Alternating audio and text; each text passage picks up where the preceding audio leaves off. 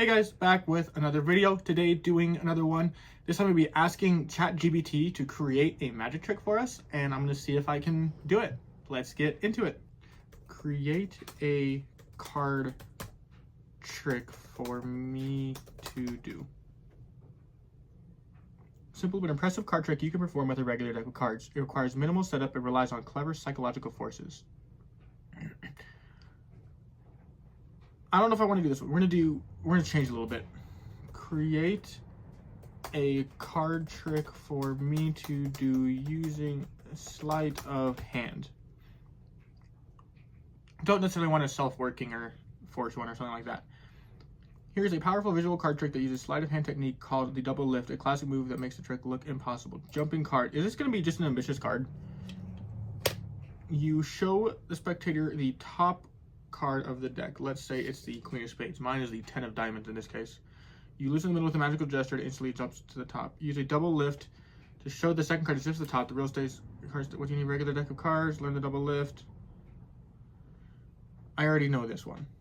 I do this one.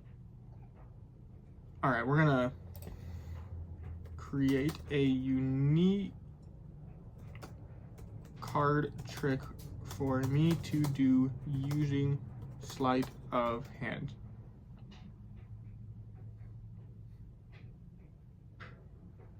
Combining a double lift and a simple but deceptive palm switch. Okay. Effect. A spectator freely chooses a card and places it into the middle of the deck. You explain you'll send it back in time. When they check the deck themselves, the card is mysteriously back on top. Method. You control the selected card to the top using a simple switch and then convince the spectator that their card is still in the middle. The reveal shocks them when it's already returned to the top. You need normal deck of cards, ability to do a double lift and a top palm. Optional, a convincing control like a tilt or pass if you want more finesse. Have a card selected by the spectator. Let's say they pick the 5 of clubs. This one they're using 2 of diamonds. Well, we'll use 5 of clubs. They're saying 5 of clubs. We're going to copy it verbatim. 5 of clubs. Do a double lift from the top of the deck and show a random card, say the 9 of diamonds.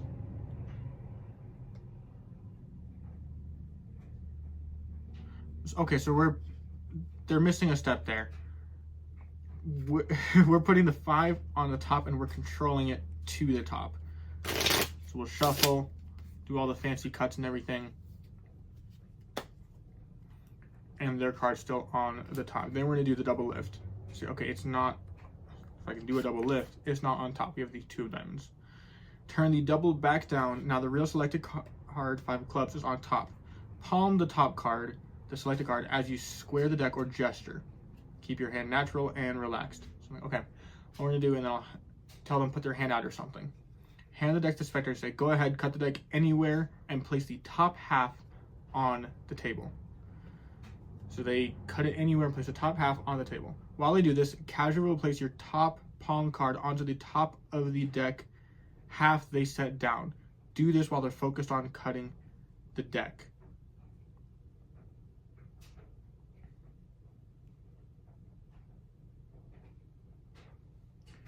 Okay, hang on here. Now, while they do this, casually replace your palm card on the top of the deck half they set down. And say no. Place the rest of the deck on top. You just buried your card somewhere in the middle, right? In reality, you've loaded it right back to the top. I think their instructions aren't quite as good as they could be here. So it's saying I need to put the palm card on the deck they've set down. I don't need to do that. So I'll have them hand me this part back and I'll take it and then put it there and then do it myself. So, okay, you've lost your card somewhere in there. If I snap or time travel, then it goes right back to the top and they can turn over the top card or I can, like that. Not a bad idea. Their instructions just kind of suck. Definitely missing a couple steps there or not quite the clearest of where to put the card. Because they're saying put it on the deck that I set down, but then they put the other part on top and it's supposed to be on top of the deck. It doesn't quite work there. But yeah. Why it works. The double lift makes them think their cards are on top. The palm, they're focused on cutting the deck. The concept of time travel makes them feel unique. Do a false shuffle before revealing. Have them deal down to the top card for themselves for more drama. Oh, we could do a visual diagram. Let's try that. I would like a visual diagram. Let's just see if I'm just illiterate and they'd actually come up with a good trick, or if it's illiterate. Okay, we're gonna see if I understand what it's saying while we wait for this to load. So what I think it's saying is when they pick a card, let's say they pick this one, 2 of clubs. We're gonna make them think we're losing it into the deck when in reality we're just controlling it to the top, however we want to.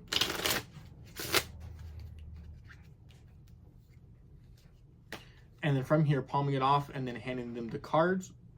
They can cut it, and it's saying I have to put the cards on the pile they cut. I don't think so. They put the other one, then I do it or something. Or I take the one and do it, and then hand it back to them, and it goes through, claiming the time travel.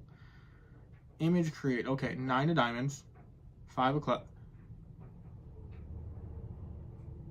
This image sucks. No idea what it's trying to do.